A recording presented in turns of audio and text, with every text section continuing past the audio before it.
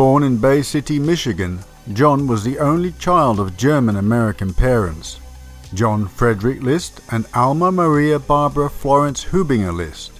Like his father, he was a devout Lutheran and a Sunday school teacher. In 1943, he enlisted in the U.S. Army and served in the infantry as a laboratory technician during World War II. After his discharge in 1946, he enrolled at the University of Michigan in Ann Arbor, where he earned a bachelor's degree in business administration and a master's degree in accounting.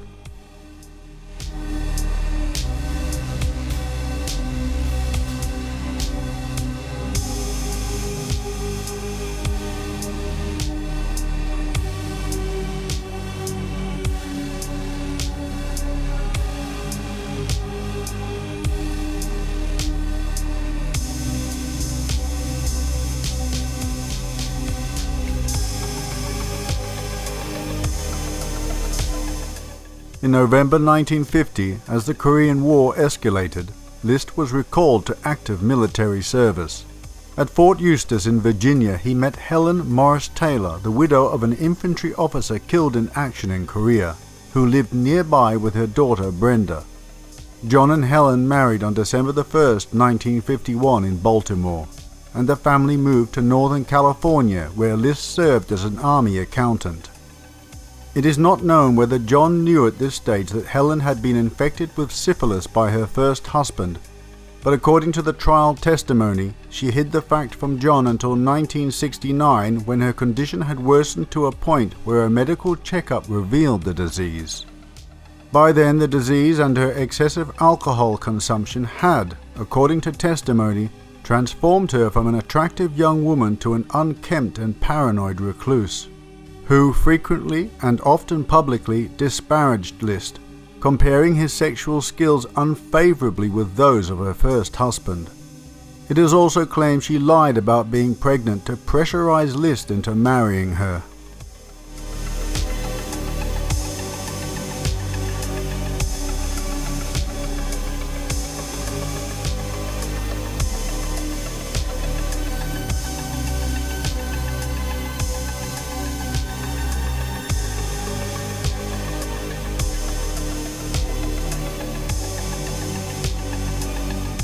After completion of his second tour in 1952, List worked for an accounting firm in Detroit, and then as an audit supervisor at a paper company in Kalamazoo, where their 3 children were born.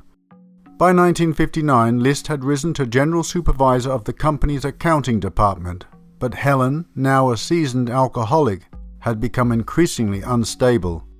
In 1960, Brenda married and left the household, and List moved with the remainder of his family to Rochester, New York, to take a job with Xerox, where he eventually became director of accounting services.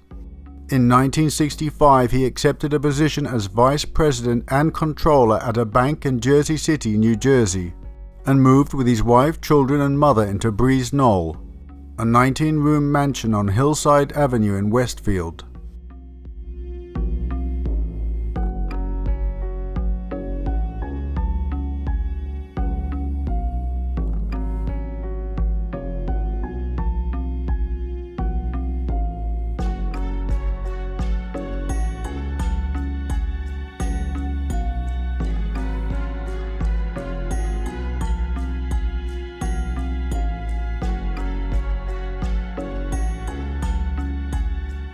List was described as an aloof, cold man with few friends, but he appeared to be the perfect son, husband, and father.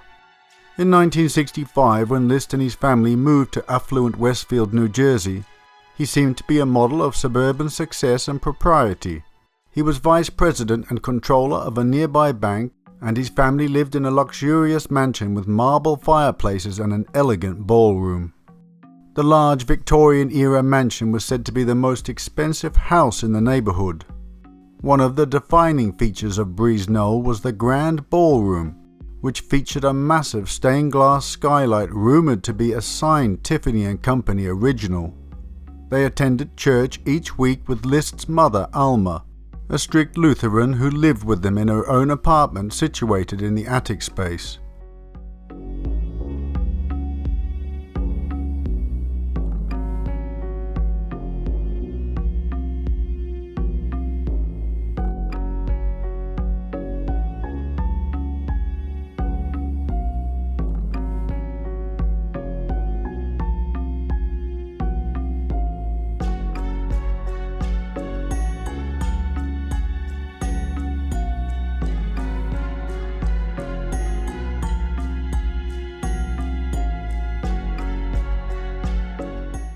But then Mr. List's life began to crumble.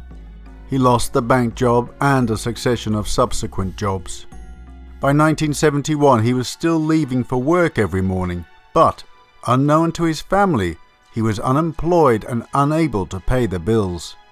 So he spent his days at the train station, reading the newspaper and secretly skimming money from his mother's bank accounts to pay the mortgage. He refused to go on welfare, as it would entail excruciating embarrassment in the community and violate the principles of self-sufficiency that he had learned at his father's knee. It's doubtful, though, that the solution he arrived at would have been more acceptable to his father. But John List would later say it seemed to him the only option: the murder of his mother, wife and children.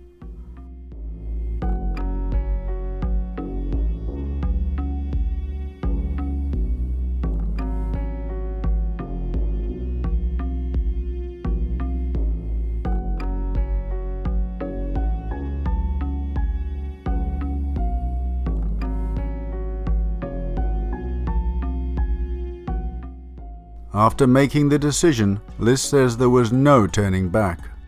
It's just like D-Day. You go in, there's no stopping after you start.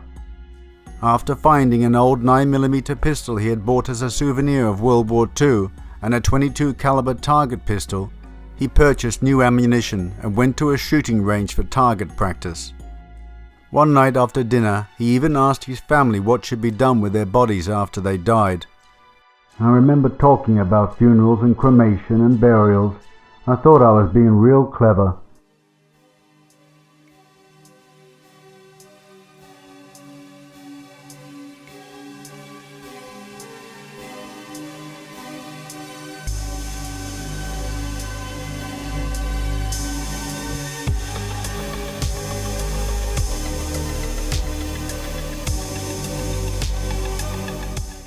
On November the 9th, 1971, after sending his children off to school, List took his 2 handguns out to the car to load them, then walked into the kitchen and shot his wife from behind as she was drinking coffee.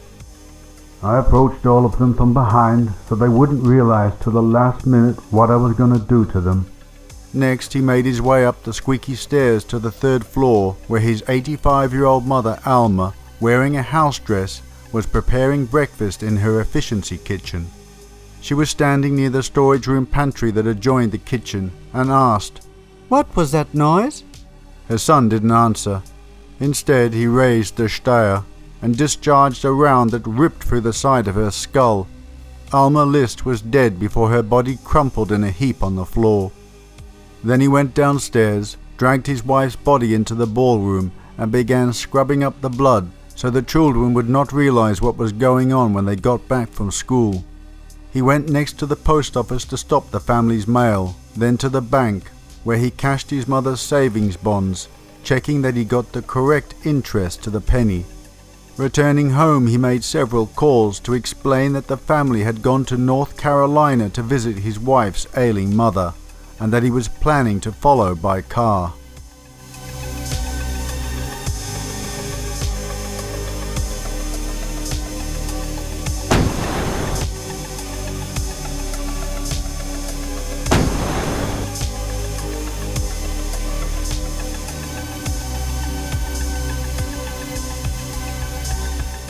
Then he sat down and ate lunch at the same table where he had shot his wife just hours before. I was hungry, he later admitted. That's just the way it was. Then fate stepped in and handed John List a pass card. His daughter Patricia called from school and said she felt ill. She asked if he could come and pick her up. He had been wondering how he would handle things if 2 of his children, Patricia and John, arrived home at or near the same time. His son Fred had an after-school job and not a sudden arrival problem. He picked up his daughter. Once in the house, he shot her in the jaw with a .22 caliber pistol, a much smaller weapon than the 9mm Steyr he had used on his wife and mother. That afternoon he picked up Fred from his job. Even as he was parking his 1963 Chevrolet Impala sedan behind the house, List's other son John, who usually walked home, was turning the corner onto Hillside Avenue. These last 2 murders would be the closest in time reference. As he had done with Patty, John List shot Fred almost as soon as the child was in the house.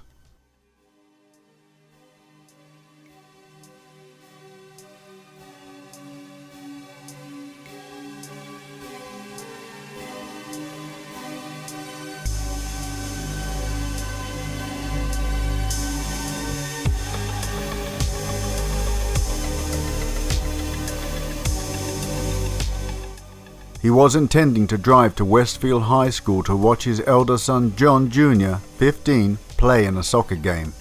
But John came home earlier and List was not prepared. As soon as he entered the house, he shot him repeatedly in the chest and face. Because his son tried to resist, List kept shooting him repeatedly until he was sure the boy was dead. Unlike the others, John didn't go quietly, his body jerking as List emptied both the 9mm and the .22 into his son. I don't know whether it was only because he was still jerking that I wanted to make sure he didn't suffer, or that it was sort of a way of relieving tension after having completed what I felt was my assignment for the day, List said. He lined up the 4 bodies in the ballroom, put a religious radio station on the internal intercom, then cleaned the various crime scenes meticulously. Then he sat down and wrote a confession letter to his pastor, explaining his financial problems. At least I'm certain that all have gone to heaven now. If things had gone on, who knows if that would be the case.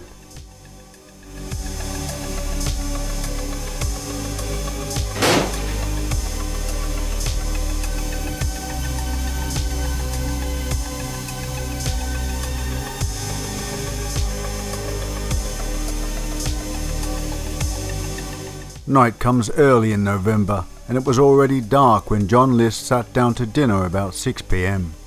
But this evening his meal would be different from any other he had ever had in the mansion.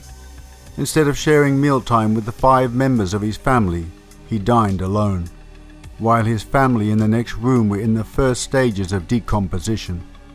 When he was finished, he washed the dishes and placed them in the drainer to dry. His duties and arrangements completed, List fed his children's pet fish, who watched him impassively from their glass prison. Then, the man who had spent the day murdering 5 people in this house climbed the stairs, went into the bedroom and retired for the night. Before he left Breeze Knoll and Westfield for good, the following morning the Sunday school teacher turned down the thermostat and turned on a recorder which would play the same classical music on a loop over and over until it was physically turned off. He also turned on all the lights.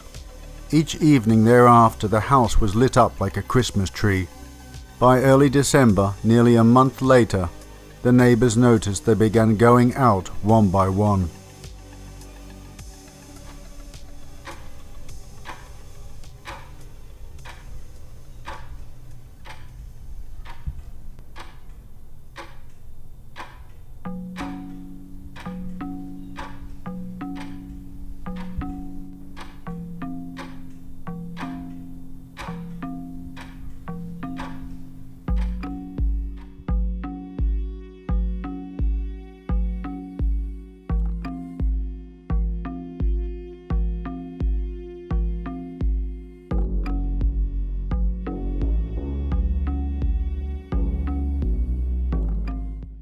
The bodies wouldn't be discovered until December the 7th, 1971, 29 days after the murders, because of Patty's drama workshop director, a Mr. Iliano, who thought the family's prolonged absence was peculiar, and he couldn't shake the feeling that something was terribly wrong at 431 Hillside Avenue.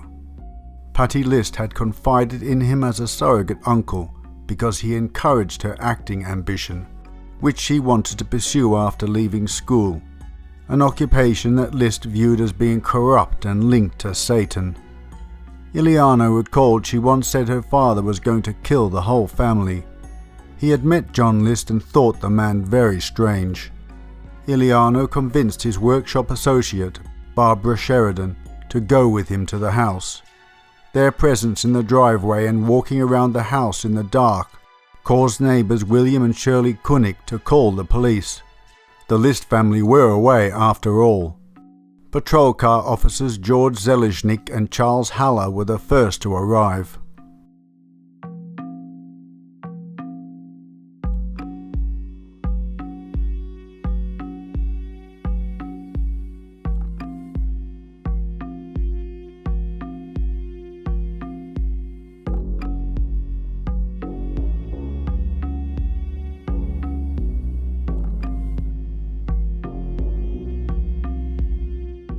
When police arrived at the house and discovered that the prowlers knew the family and were actually trying to find out why they hadn't been heard of in nearly a month, they decided to force entry.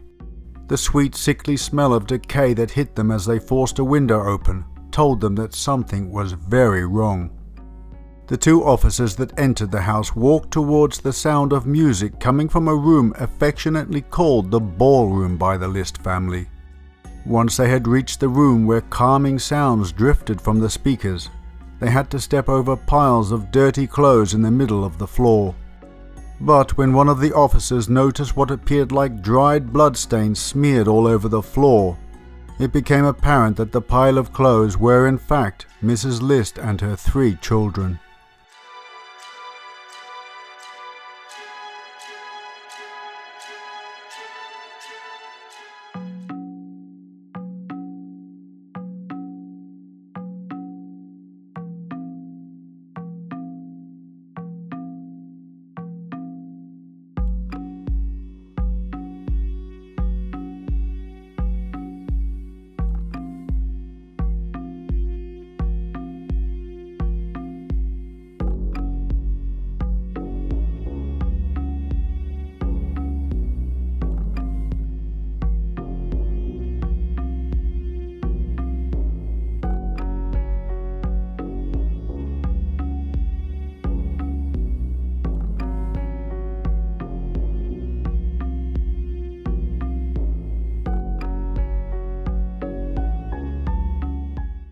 A nationwide manhunt was launched.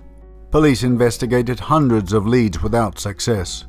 The FBI found his car parked at Kennedy International Airport in New York City, but they never found him. The trail then went cold. For the next 18 years, no trace of John List could be found. He seemed to have vanished off the face of the earth. From New York, he had traveled overland to Denver, where he started a new life under the name of Robert P. Clark, working first as a hotel fry cook and later as an accountant for H&R Block. He joined a local Lutheran church and in 1985 married a widow named Dolores Miller, with whom he moved to Richmond, Virginia. But that didn't mean law enforcement people in Union County had given up on finding him. Throughout the 1970s and early 1980s, every possible sighting, any new information was checked out. As the decade was nearing its end, the torch had passed to 2 new officers, Detective Bernard Barney Tracy of the Westfield Police Department and Captain Frank Maranka of the Union County Prosecutor's Office. Each of them returned to the cold case file on the still open List murders. From time to time they discussed the case and exchanged information, but for the most part they worked independently within their own departments.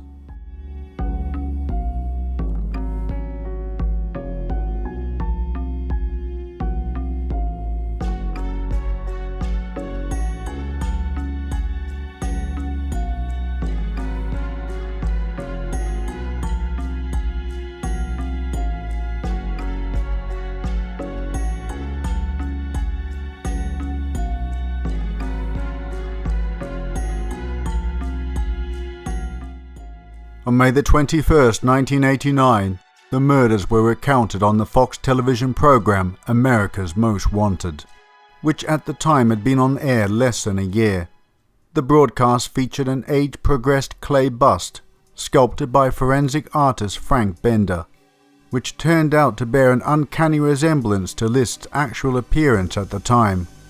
Back in Denver, where he had lived previous to his relocation to Virginia, his former neighbours recognized him and called the police immediately. He was located and arrested in Virginia less than 2 weeks after the episode was broadcast. John List, with a barely concealed look of horror on his face, caught the tail end of the show with his wife, who did not know of his past. "I was perspiring like anything," he remembers, but said his wife did not seem to have recognized him from the clay model shown. Robert Clark vehemently denied that he was List, even after his fingerprints were found to be an exact match to the fugitive John List's. Not surprisingly, police charged Clark with the 5 murders, and after a jury rejected his diminished capacity defense, convicted and sentenced him. In a 3-page statement to the court, he said he was sorry for the tragedy that happened in 1971. He did not mention his wife, mother, or his children. Tonight on America's Most Wanted. Now tonight's first case, the oldest we've ever pursued on America's Most Wanted.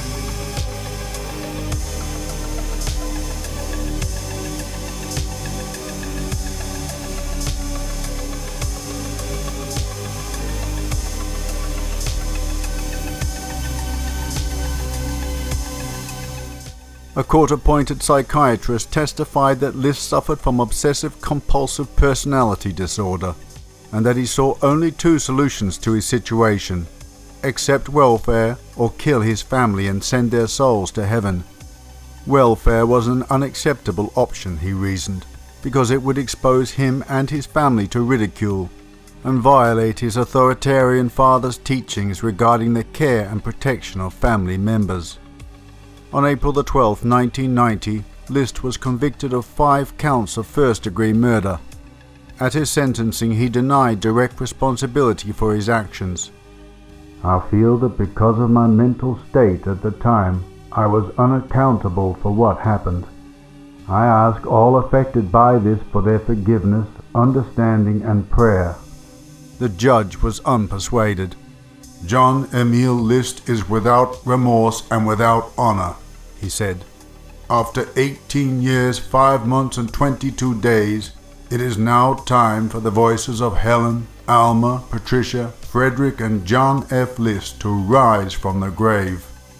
He imposed a sentence of 5 terms of life imprisonment to be served consecutively, the maximum permissible penalty at the time.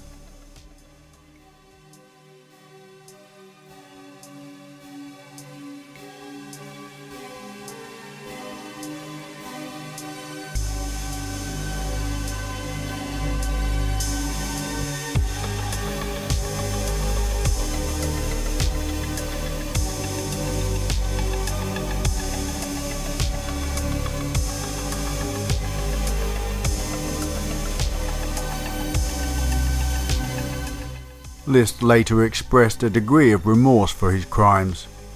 "I wish I'd never done what I did," he said. "I've regretted my action and prayed for forgiveness ever since." When asked by Connie Chung in 2002 why he had not taken his own life, he said he believed that suicide would have barred him from heaven, where he hoped to be reunited with his family.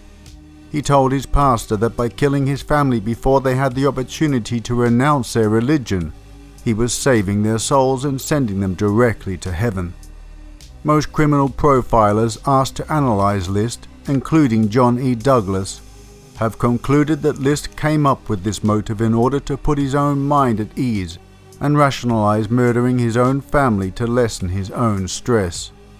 John List died from complications of pneumonia at the age of 82 on March 21, 2008, while in prison custody at a Trenton, New Jersey hospital.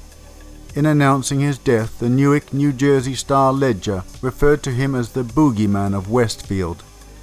His body was not claimed, and he was later buried next to his mother in Frankenmuth, Michigan.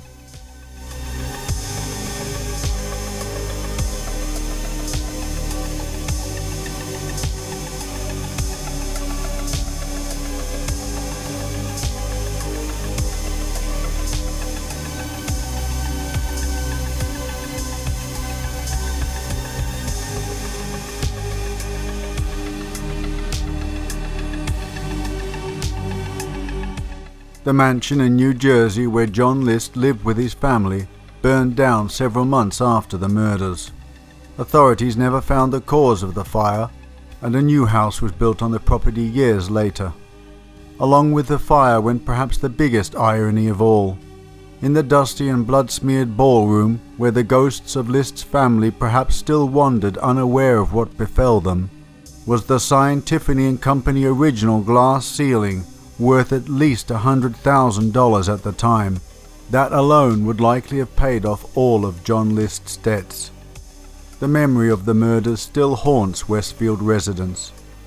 In an interview in 2008, parents told a reporter in New Jersey that children would not walk past that property, nor do they even want to live on the same street.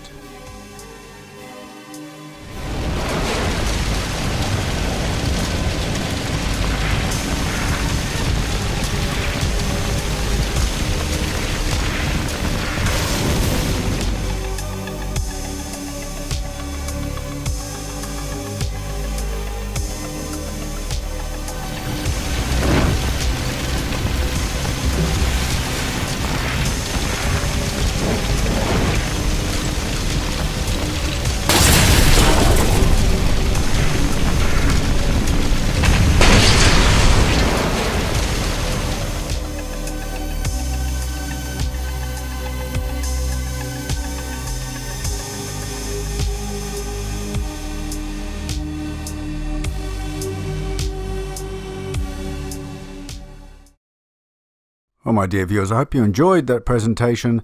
That was suggested to me by one of my patrons quite a while ago. I tried to scroll through the list on community and couldn't find who originally suggested it. There were quite a few suggestions before that, also on YouTube. Finally got round to doing it. And I do remember the case. I remember reading about it only a few years before that program came onto TV.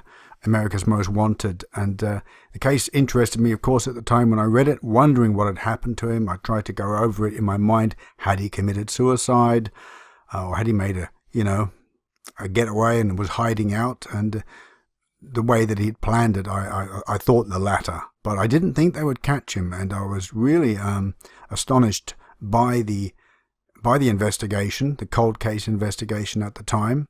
That brought him to justice. Amazing. And that Frank Bender, wow, he was, the guy who could really tune in. Him and that FBI profiler, they just got him down to a T. He must have got the shock of his life watching that on the TV with his new wife.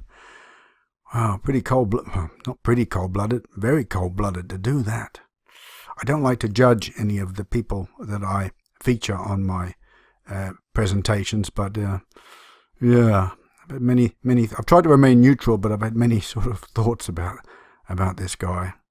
Just to calmly eat your dinner and have a sandwich at lunch after doing it and go to bed at night, and just boggles the imagination. Before I continue, I just want to show you here on Patreon. This is my main page. I don't know if all of you know about this, but I have a community. You see posts there. A lot of people ask also, how do they watch all my videos, the newcomers? Just in case you don't know, if you go to post here, click on that. It's going to pop up. It's just loading. Here you can see all the posts that I do, all of the posts. So there's the Mercy Brown one, which will ask you for the password if you click on it. It should ask you. Now you see, some people have been asking me, nothing happens. Nothing happens. It's a browser problem. You can't see this, but I'm going to go off screen. My browser is blocking this element from coming up. So I'm now going to unblock it. Check your browser to make sure it's not blocking any elements. And I'm going to try again. Let's see what happens now. Hopefully I don't eat my words. I've got all sorts of things popping up here. Right, here we go. Is it still blocking? It's still blocking. Let me have a look. Yeah, it is a problem. If your browser has high security on it, not that this is a security risk, but it will tend to block sort of unknown elements. Here we go. You see now I've totally unblocked the browser, making sure that it's not stopping any elements, any dangerous elements. So make sure you allow Vimeo and anything to do with Patreon. And there you give the password, which I supplied before the Mercy Brown vampire. You'll see this in a minute. I'll scroll under. You put in the password there, exactly as I've put it, and then you watch the video. Simple as that. It's as simple as that. You can see in the post before the Mercy Brown, that's where you will find the password. Okay? This is where you're going to find it. So obviously I'm going to put it on here because this is going to be on YouTube eventually. But the password will change from time to time, and I will notify you of any changes. But for the moment, it's staying the same. So back to here. If you go to here, now if you're not logged in, you will not see community. It won't appear. It only appears when you're logged in. Some people have reported on the app that even when you're logged in, it doesn't appear. And I know because it's happened to me too. And I know the solution. If that's happening to you and you're not seeing it even when you're logged in, delete the app. Delete it and then re-download it. And then it will appear. Anyway, if you go to community, and I'm not sure how many of you know about community, here you can not only post comments that other Patreon members of my channel can see, but you can also post photos, and there's lots of stuff on this community. Just scroll a bit further down. Here we go. People, you can post photos too for me to look at and for other members of the community to look at. There's so many posts. I have to load some more. Bear with me, my dear viewers. I'm trying to show you that people do upload, and also links. People are sharing links. There you see, somebody has shared this with me, that somebody is using my Crimes of the Puppin Sisters, also doing their take on it. Basically done a story, a copy of your story. Yeah, same old story. That's what they do. And pictures of their cats. Yeah. And you get the drift anyway. So I just thought I'd let you know about that in case you didn't know about community, and also how to unblock the page if you're not seeing where to put the password in. Give me a call if you're having problems. I'm always here to help. I'm here to help you. I'm constantly helping people out. If you have any questions, you're not sure, don't think you're being foolish or you're going to look foolish. Lots of people need help. It's not easy, I know. I'm a late comer to the computer age, so you're not the only one, but I've picked up quite a lot, and I'm sure I can help you. So any problems you have with watching the new uploads that are coming from Vimeo instead of YouTube, ask me. And don't forget your browser. Try a few different browsers to make sure. And if you don't know about how to unblock your browser, go and Google how to unblock your browser and type in the name of the browser you're using, whether it's Internet Explorer or Mozilla or Google Chrome, whatever. Anyway, we will continue on to something else. By the way, I just realized I said all that about the password, but the people who are having trouble can't see the video anyway because they're going to need a password for it. But I'm watching out in the comment section for anyone who has problems watching the video. I'll be there to help them, and now you know how to help them too. So if you see anybody struggling there in the comment section, you are now equipped with the force to help them. Another thing I mentioned there was about how to unblock your browser. What I meant was how to stop your browser from blocking elements. How to sort of, uncheck the security settings that are making it so hard, to open up the full page. And that is basically the problems that people are having getting to that password stage, is that the browser is blocking some of the elements from loading on the page. Anyway, I tried to look. There was a house built after the fire. By the way, at the end there, where you saw the explosion and the glass and everything, that was an actual aerial footage of the house, of the List house that I worked on, and I tried to simulate the fire. Also, when you saw at the start with the lights going off, that is the actual house. Quite a lot of work. This video was in fact a lot of work. It went a lot longer than I imagined at the start. So much in fact, and so much data that my video program was having problems. It was getting all distorted sound. I had to keep rendering it all the time. I'm happy to get to the end of this. It was really quite a mammoth production. I went overtime really on this one, but it was it was very interesting to make. Yeah, so I tried to look to see if I could find anything about the new house that was built on the same site. You can go and Google it. It looks hauntingly similar. I couldn't find if it was haunted. No mention of that. Perhaps you, my investigators out there, my Oddite investigators, can find out some more about that. But I stumbled on another strange story, which I also had read a couple of years ago, only a few blocks from where the original List house used to stand, is another strange story about the Watcher. Let me know in the comment section if any of you have heard about that. If you haven't, Google it, the Watcher. Somebody watching a house and sending strange letters to the people who have bought it or who had bought it, so much they didn't even move in. They tried to sell the house, and I don't think they had much luck. They were getting weird letters about somebody saying that he's been watching the house and that his father and grandfather or someone watched the house before him, and all sorts of weird stuff about after their children, their first blood, and do you know what's in the walls or what's in the cellar? Check it out, really weird. Anyway, what else did I want to say before I went? I think that's about it. Stay tuned for a blooper at the end. I'm not going to ramble anymore. I think it's pretty much coming to the end, because it's really going to run into a massive amount of data. So I hope you enjoyed the presentation. My dear viewers, thank you as always for your support, and see you next time. Don't forget the blooper at the end. Bye-bye. He refused to go on welfare, as it would entail excruciating embarrassment. As it would entail excruciating embarrassment, as it would entail excruciating as it would entail excruciating embarrassment, as it would entail